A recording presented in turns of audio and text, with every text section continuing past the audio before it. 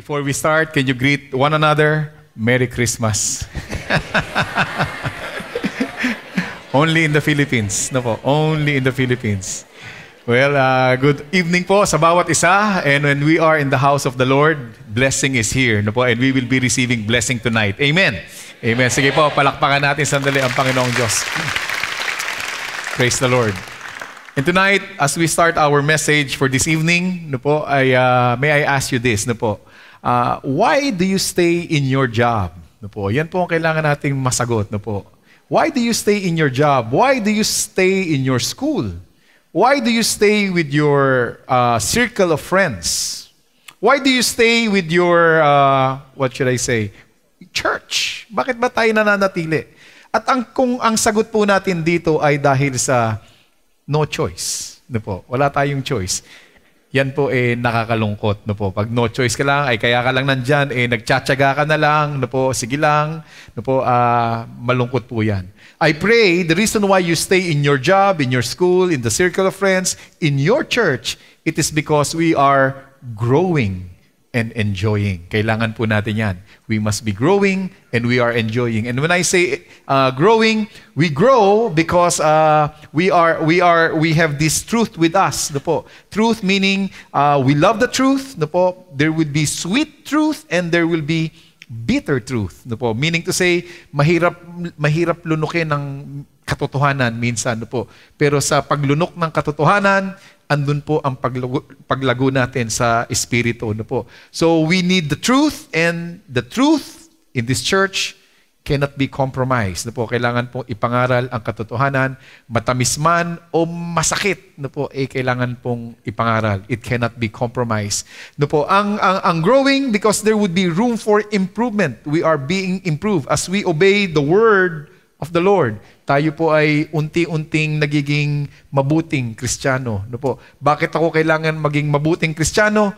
Kasi I am part of a bigger vision. No po. Our church is part of a bigger vision. And what is that vision? Born again Pilipinas. No po. Amen ba ho yun? No po. Sige po, palakpakan po natin ang Panginoong Diyos. No po.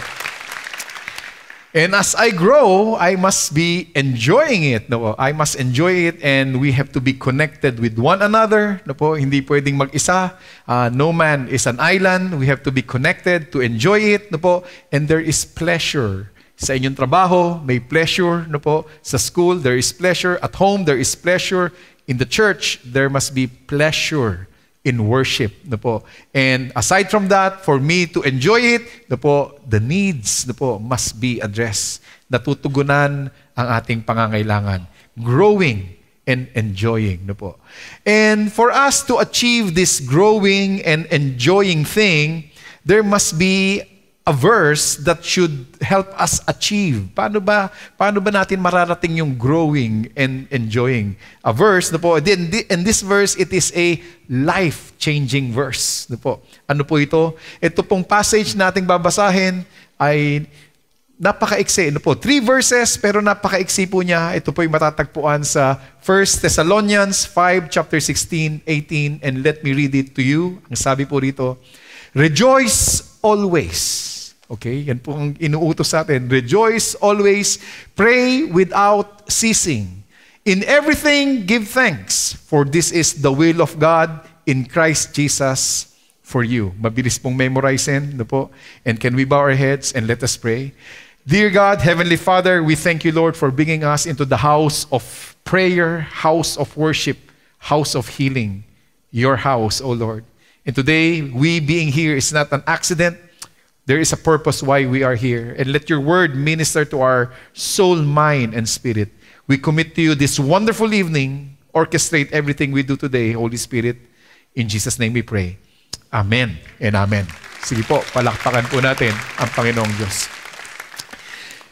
Meron pong 3 bagay na sa tingin ko napakahirap. Ano po yung 3 bagay na yan? Yan po yung nakasulat po dyan. 3 things that is so hard to happen in our life. And what's that? Can I really rejoice always? Pwede ba talagang masaya lagi? Palagay ko kung merong isang tao na masaya lagi, sasabihin mo, nahulog ang tornilyo. Di po ba? laging masaya, no po, parang mahirap, no po. Rejoice always, no po. Pray without ceasing. Is that possible? No po, ibig sabihin, hindi ka nahihinto, manalangin, at umaga, tanghali, gabi, you would be praying. Ano pa magagawa mo sa buhay kung ikaw ay laging nananalangin? Is that possible? Give thanks in everything, give thanks. Is that possible? Lagi ka na lang magpapasalamat? Paano kaya mangyayari itong tatlong bagay na ito? No? Ito ba ay totoo? At kung ang mangyayari po sa atin ay yung napabalita, no? This is horrible, no po? Horrible, no po? Nakita po natin sa news yan, nag-viral po yan, no? Ang isang pamilya, they went out, no po, enjoying the day, bumili po sila ng puppy, bumili ng aso, tuta, no po, they're just having fun. And then suddenly, a mixer truck fell over them. Pambihira. Wow. Paano ako magre-rejoice always pag ganito, no? Napakahirap po, no? Masasabi ko ba na I can still rejoice, I can still pray, I can give thanks every day? Is this possible? Logically speaking, no po, humanly speaking, it is impossible, I'm telling you. Hindi posible. At sabi ko, I therefore resolved to myself the verse, no po, the thing that we have just read, it is impossible, logically speaking. But it was written in the word of the Lord. Why will it be written in the word of the Lord if it is not possible? Nasundan niyo ba ako? Kung ito ay isinulat, di pwedeng mangyari sa atin. Amen ba ho yun? Kaya sabihin mo sa katabi mo, pwede. Pwede, di ba? Pwede mangyari. Isinulat di pwede. No. Pero logically, impossible. Sa akin po yun. No? Akin po yun. That's my take. Pero isinulat, so I have to dig deep why it was written and how will it become possible for each and every believer who are here today. So before we talk about rejoice always, let me talk about the opposite of rejoice. And the opposite of rejoice would be sadness. The opposite of rejoice would be loneliness. And there would be 6 common causes for loneliness. Ito po ang 6 common causes of loneliness. Una, we have been abused, no po, rejected. We have a terrible past, no po. So, dahil masama ang nakaraan or ang pangkasalukuyan, naabuso tayo physically, sexually, verbally, emotionally, it produces that kind of atmosphere. Yun na po ang na-develop na personality sa atin. Tayo po ay nagiging lonely, no po. Nalulungkot po tayo, nawawalan tayo ng tiwala sa tao, no ho. Ang nagpo-produce pa rin po ng loneliness ay ang inability to fit in. We want to fit in, lalo na po sa mga kabataan. No po, gusto natin mag-fit in. And for us to be able to fit in into a crowd, nako, sumasama tayo sa fraternity. Nako, pag yan ang ginawa natin, masisira buhay mo dyan, kapatid. Para tayo ay mag-fit in sa crowd, tayo po ay sumasali at nakikisama sa bisyo, sa yosi, no po, sa inuman, sa drugs, no po, magagalit sa iyo ang presidente ng Pilipinas, no? Pag dyan tayo sumali. Just because we want to fit in to a crowd, we will be doing those foolish things, no po. And it will create loneliness. In other words, that will backfire on us, no po. Nagre-create po ang loneliness. Paano ba nagagawa ang loneliness? Heartbreak, no po. Si nanay, si tatay, nag-away, nag-break up, sila po ay magiging lonely at yung loneliness po nila ay maikakaskade sa kanilang mga anak, no po, magiging lonely rin ang kanilang mga anak. Ang kanilang mga anak ang matatapunan ng malupit na kalungkutan. Bakit? Nag-away si tatay at nanay, nagkaroon ng heartbreak. No po. Kung ikaw ay nanliligaw, no po, at ikaw ay, it is your 50th time na nabusted. Nako. Lonely yan. Lonely talaga yan. Mahirap, no? Siguro sa ika-51st, baka sakaling sagutin ka na. It create po ng loneliness, no po? Mahirap po. Ano pa ba ho ang nagkakos ng loneliness? Death of our loved ones. Ayan. Ito po ay, dyan po tayo nalulungkot, no po? Pag namatayan po tayo yung mahal na mahal natin sa buhay. I remember when my father died, ito, I'm introducing to you my papa. No po. My papa passed away when he was 65 years old and he died 1973. And in 1973, I was only 9 years old. No po. Siyempre, namatay papa mo, hindi ka papasok sa school, no po, at andun ka sa punerarya, no? And this is what they told me, no po. Mabuti pa yung bata, wala pang malay, hindi nga ramdam yung pait. Pag matanda at doon ka namatayan ng magulang, masakit kasi alam mo na ang nangyayari. Pag bata raw, hindi mo pa alam. I really don't think so, no po. Because when my father was buried, no po, the parents, my brothers, my sisters, matatanda na po sila, they have time to mourn. Pwede silang hindi pumasok sa trabaho, pwede silang hindi pumasok sa kanilang business, they have time to mourn. Whereas a child, a 9-year-old kid, immediately when my father was buried, the next day, I have to go back to school. I have no time to mourn. Hindi po ako nakapag-mourn. Ngayon ko lang po na-realize yun. Kaya pala nung ako ay elementarya, ang kadalasan na paborito kong grade, 74. No po? Paborito ko po yun. Hindi ko kailangan ng sobra, 74 lang.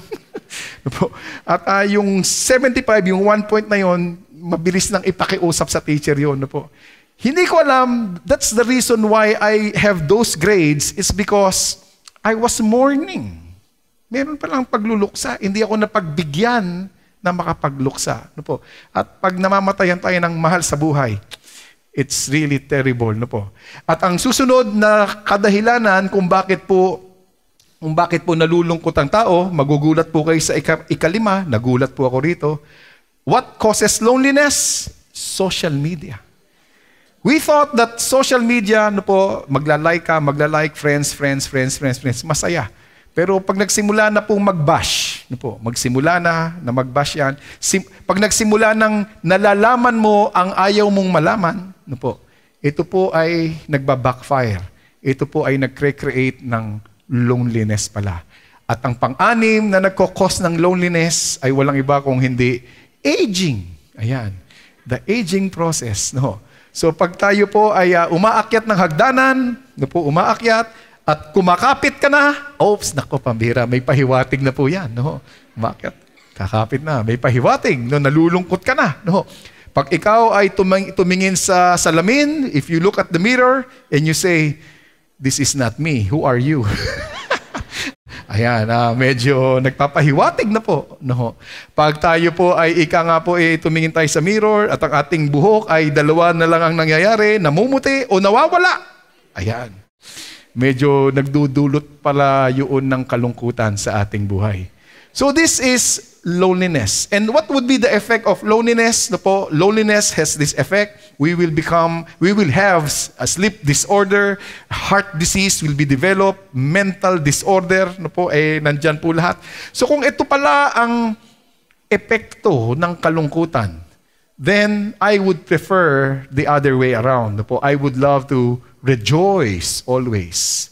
No, ayoko tong opposite. Ayoko ng loneliness. Mapangit po ang epekto sa ating buhay, sa kalusugan. So I want to rejoice always. The problem is it really possible to rejoice always? Is it really possible to rejoice always? No po, tinatanong ko po, ito po ay nilalaliman ko ang aking pangunawa po dito. This verse I have read time and again and again and again. Only this time that I have dwelt on this, no po, and I have to understand, no po, ano ba ang sinasabi sa atin ng salita ng Diyos? That you should rejoice always.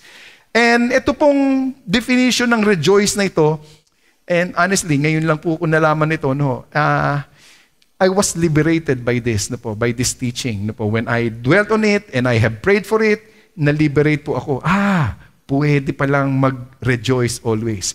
Rejoice always, this word rejoice, it came from the Greek word Syro. No po? Syro, if I have pronounced that right, I don't know. Syro, and it means favor has been released. Pinakawalan ang pabor. No po?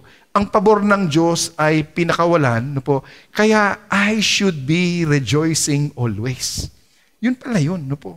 Ikaw pala ay pinaboran ng Diyos. Kaya Dapat ikaw ay nagre-rejoice always. Kung ano man ang nangyayari sa iyo, huwag kang mag-alala. Kasi ang pabor ng Panginoong Diyos ay sumasayo. Alam nyo, kung ikaw ay pinaboran ng teacher, ng iyong guro, di ba, masaya tayo, no? Pinaboran ka. Ikaw ang favorite ng teacher. Okay na yun. No? Kung ikaw ay pinaboran ng iyong magulang, napakasarap po nun. Kung ang iyong boss ay binigyan ka ng favors, bukas, pagpasok mo sa opisina, binigyan ka ng 20th month pay. Wow, pambira. Woo, sarap naman. No? Magbilang anghel nawa ako. No? 20-month pay. Wow. Napakasarap, diba ho? Favor. Kung ito pong mga ganitong favor ay masaya tayo, kapatid, gusto kong ipaalam sa iyo, this is the good news. Ikaw ay pinaboran ng Panginoong Hesukristo. Ang mga nananampalataya, no po, ay pinaboran. Mas maganda yung favor po na yon. So, when I show you the next slide, I don't mean to offend you. No po, I really don't mean to offend you. Pero, ako po ay nanggagaling sa salitang pinaboran ka kasi. So, if you are favored by God, no po, I really don't care about your terrible past. If you have a terrible past, excuse me, no, I really don't care. If you have a horrible now, I really don't care. Why? Because you have a favored future in Christ Jesus. Amen? Amen. Favored future. Financial favor. Hallelujah. Praise the Lord. Emotional favor. Ibig sabihin, may kapayapaan ka. No po? At kung mayroong mga pilosopo na sinasabing, hindi, wala pa akong financial favor. Wala sa kamay ko yun. Okay. Emotional. You got peace that transcends all understanding in Christ Jesus. Hindi, wala akong kapayapaan. Pinipilosopo natin. Ito po ang point. Pag ikaw ay mananampalataya, ang hindi mo makakawalan, hindi makakawala sa iyong buhay, ang eternal favor ng Panginoong Diyos. Yun ang sigurado. Diba ba? Hindi mo na kayang ipilosopo yan. No po, hindi na kaya. Rejoice always, pwede. Amen ba ho yun? Pwede, no po, pwede. So let's move to the next one, no po. What is the next one? We are being told to pray without ceasing. So I have to really understand what do you mean by without ceasing. I have to make sure that I understand this correctly. And the word without ceasing, it means that there must be no gap, there must be no interval. Walang gatla, walang hinto, non-stop. Tama ang unawa ko, without ceasing or unceasingly. Walang hintuan sa pananalangin. At pwede ba yun na manalangin kang walang hinto? Ibig sabihin, pagdilat ng iyong mata, luluhod ka na. Nung maghapon, magdamag, magpe-pray, wala ka nang magagawa sa buhay mo. Hindi ka na makakakain, hindi ka na makakainom ng tubig. No? Can we really fulfill, pray without ceasing? Honestly, it will make us unproductive. No po? Hindi ko nakikitang posible po yun. Kung sa ating definisyon ng panalangin. No po? So there is a definition of prayer that, again, liberated my life. If we will define prayer in this manner, which means, no po, pray in this definition to interact with the Lord by switching human wishes into His wishes. Interacting with the Lord, no po, switching, nagpapalit yung aking gusto sa buhay sa gusto ng Panginoong Diyos. Kung ganito ang definition ng prayer, then I think pwede. Pwedeng manalangin without ceasing. Meaning to say, no po, lahat ng aking ginagawa ay patungkol sa kagustuhan ng Panginoong Diyos. Lahat ng aking ginagawa. At sabi ko, ito ay definition ng tao. I have to define this in the word of the Lord just to make sure, and I found one. In Matthew chapter 22, verse 37, Jesus said to him, "You shall love the Lord your God with what? With all your heart, with all your soul, with all your mind." All. Ika nga po, it is switching human wishes into God's wishes.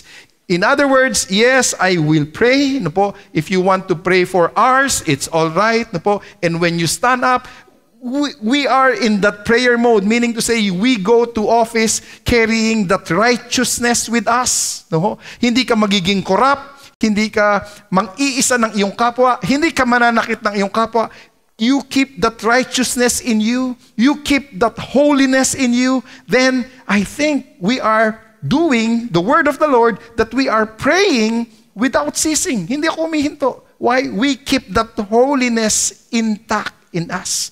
Po, sabi ko, pwede. Po, switching human wishes to His wishes. Pwede. Po, yung kagustuhan mo, hindi na yung kagustuhan ko. Hindi na ako mandadaya, hindi ako mang-iisa, hindi ako manglalamang ng kapwa, hindi ako magdodroga, hindi ako magiging salbahe sa lipunan.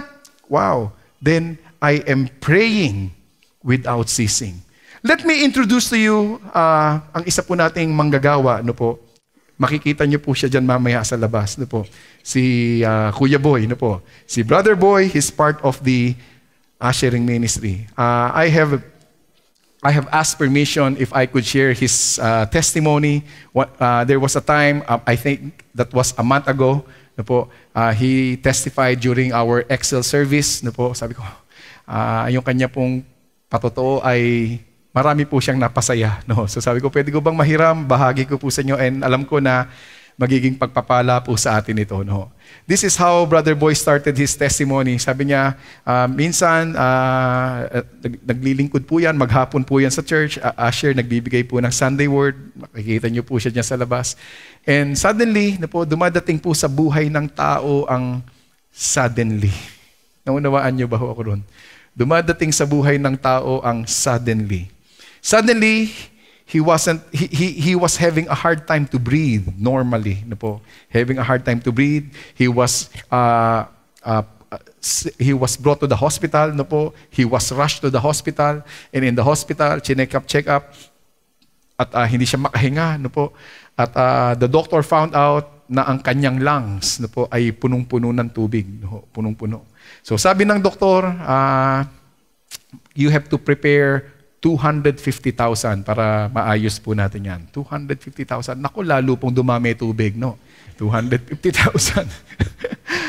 And the wife, she was very prayerful, no po? Nananalangin po yung misis, no po? Andun yung misis, andun yung anak. And when they heard about the 250,000 pesos that they need to prepare, compute po yung asawa, no po, siguro sa taranta, kinumpute na rin po yung isang bagay na hindi dapat i-compute.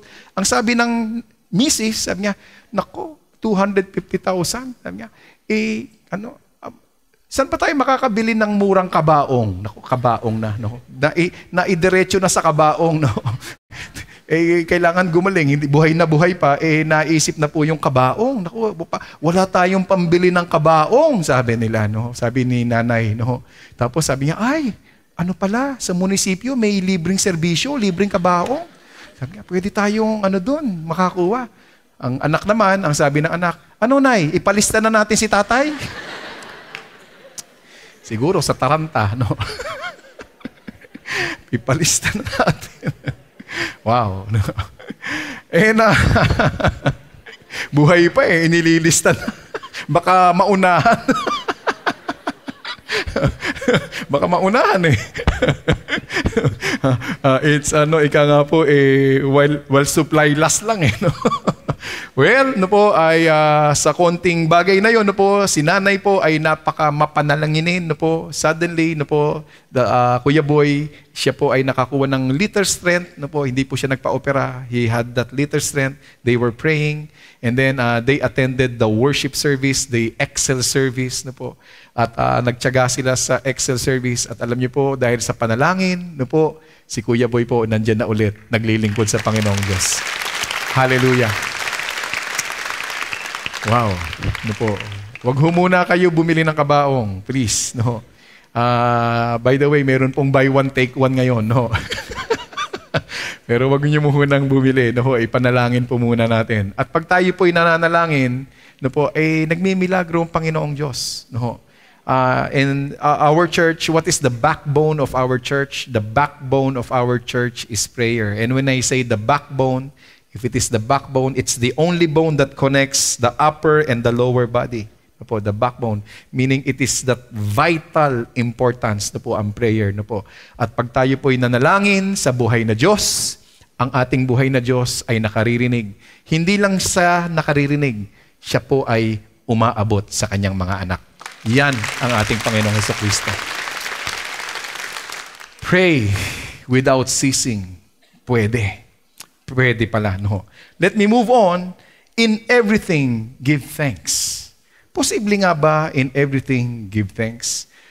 Wag naman po sana, pero mamaya pag ikaw nadukutan, no po, pwede mo bang sabihin, Panginoon, salamat, nadukutan ako?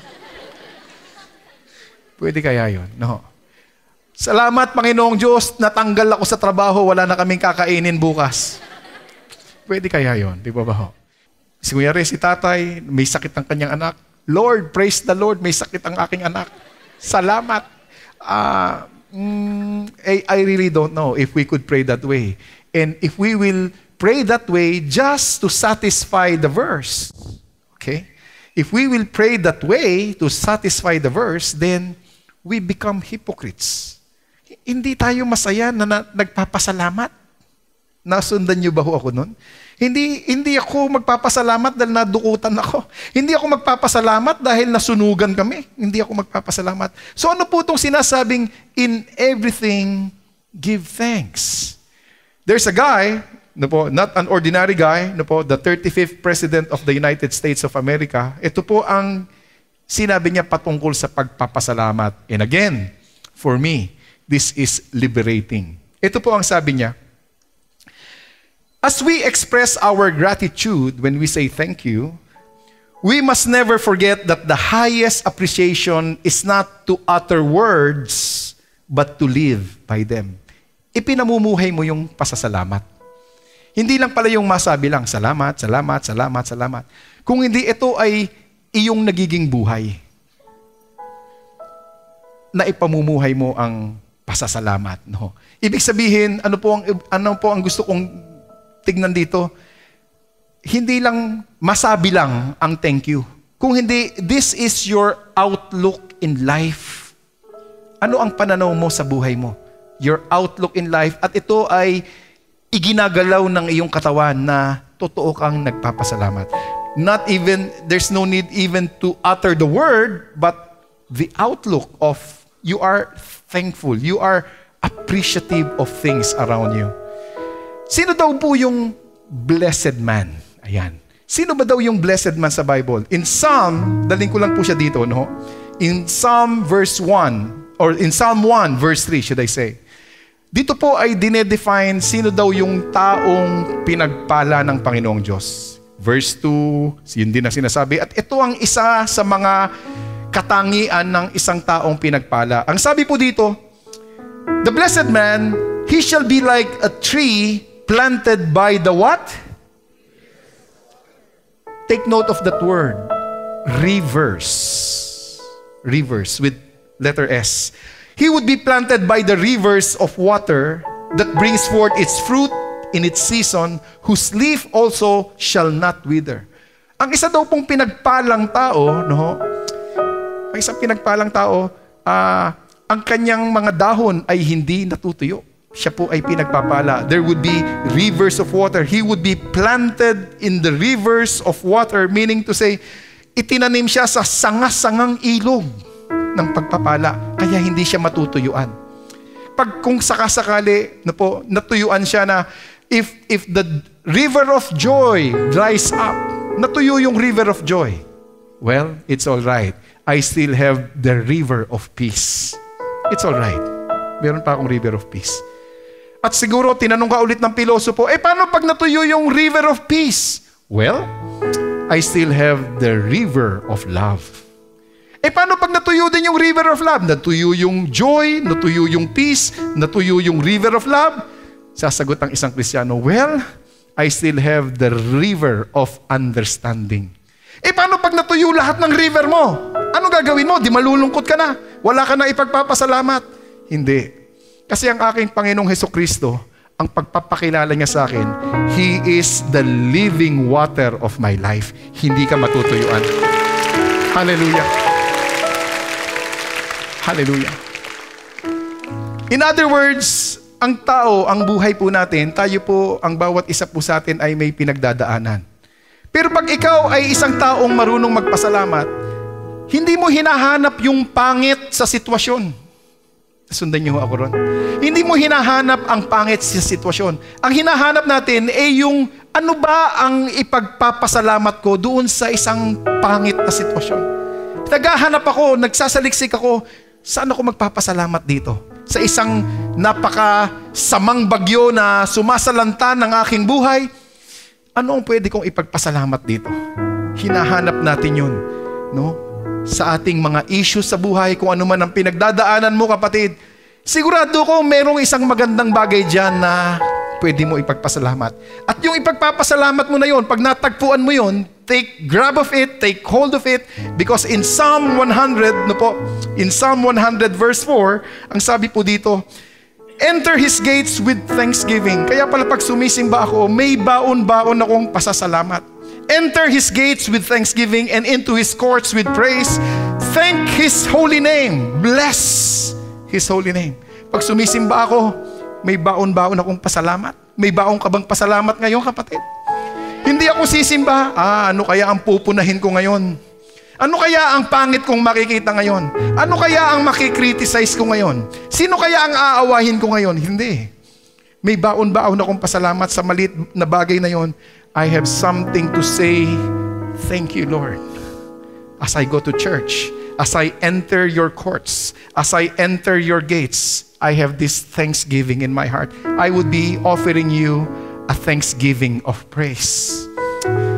Ang ating buhay ngayon, kapatid, this is what I believe. Meron tayong kanya-kanyang issue sa buhay. Tama ba ho ako ron? Mukhang hindi ako tama. Mukhang ako lang may issue sa buhay, no? Do you have issues in life right now? Oh, yes. I have issues in life right now. Yung salitang suddenly, ang bihira. Meron akong suddenly, no? And let me share this with you. Ano tong aking suddenly, ano tong aking issues sa buhay, at nawa makarelate kayo at maka-encourage sa inyo, no? Alam niyo po, ako ang taong tatlo ang aking passion, no po. Three things that I'm so passionate about. One, it would be saving souls. I'm passionate about that. Second would be sight, yung maganda sa pantingin ng tao para maituro ko po ng mabuti ang salita ng Diyos. And the sounds, no po, para marinig ng mabuti ang salita ng Diyos. Do you love our sound system? So that we will enjoy the word of the Lord, no po. And that is what I'm passionate about. And you know, last July, first Sunday of June, no po, suddenly, no po, I have this ringing ear, no po. My right ear was ringing all the time. It woke me up in the morning, no po. It was so loud, it was ringing there, and it didn't stop since then. No? Tumutunog po yung tenga ko, and it really bothers me a lot. No? Kaya pag nakikinig ako ngayon ng sounds, tumutunog eh. Merong kuliglig sa tenga ko. No po. Takpan mo, mas lalakas. No po. May kuliglig, lalo na sa gabi, it would be more clear at night. No po. It would be more loud at night. No po, yung kuliglig sa tenga ko. I went to the doctor. The doctor gave me B-complex, and sabi nga, in 6 months' time, if it is not gone, then it's permanent. Sabi niya. So I went to the hearing aid. He told me to go to the hearing aid. Chinek po yung aking hearing. Sabi niya, andun talaga eh. Yung frequency, it would be that high. The frequency that I hear, it would be that high. The machine cannot, the machine doesn't have that kind of frequency that I'm hearing. Po. Masyadong matinis ang frequency. So I have to bear with it. Po. I have to bear with it for how many months already. Issues in life. Issues in life. Then suddenly, ako po ay umupo at nag-reflect. Sabi ko, sa bagyong ito, ano ba ang dapat kong pasalamatan? Meron isa. Anong pasasalamatan ko? Lord, salamat kasi yung aking kaliwang tenga ayos pa. Thank you, Lord. Okay na okay pa yung kaliwang tenga ko. Sabi ko, thank you, Lord. Pangalawa, meron pa akong pasasalamatan. Last Thursday, my right ear was silent. Walang ingay. I don't know why. Walang ingay yung Thursday. Parang normal na normal siya. Sabi ko, Panginoon, itong isang araw na katahimikan na ito. Maraming salamat. Maraming salamat. Friday came, umingay na ulit. Up to now, maingay ulit. Pero meron akong isang Thursday na pinagpasalamat sa Panginoong Diyos. Saturday came, it was Excel. Alam niyo po sa Excel, sa mga umaattend ng ating Excel service every Saturday, you are crying for healing. Umiiyak kayo sa panalangin. Ako rin. Umiiyak din ako sa panalangin. Humihingi kayo ng kagalingan. Ako na nagpipreach, ay humihingi din ng kagalingan. Ano po ang maganda doon? Because sabi ko, Lord, salamat. Sapagkat sa mga taong humihingi ng kagalingan, nakaka-relate akong mabuti kasi meron din akong pasanin. Meron din akong dala. At dahil dito, Panginoong Diyos, nagpapasalamat ako sa iyo. Mga bagay na sa kalagitnaan ng bagyo ng aking buhay, hinahanapan ko kung saan ako magpapasalamat. At pagpapasok ako sa simbahan, I am bringing that thanksgiving of praise. I will praise you. I will praise you with all my heart, soul, mind, and spirit.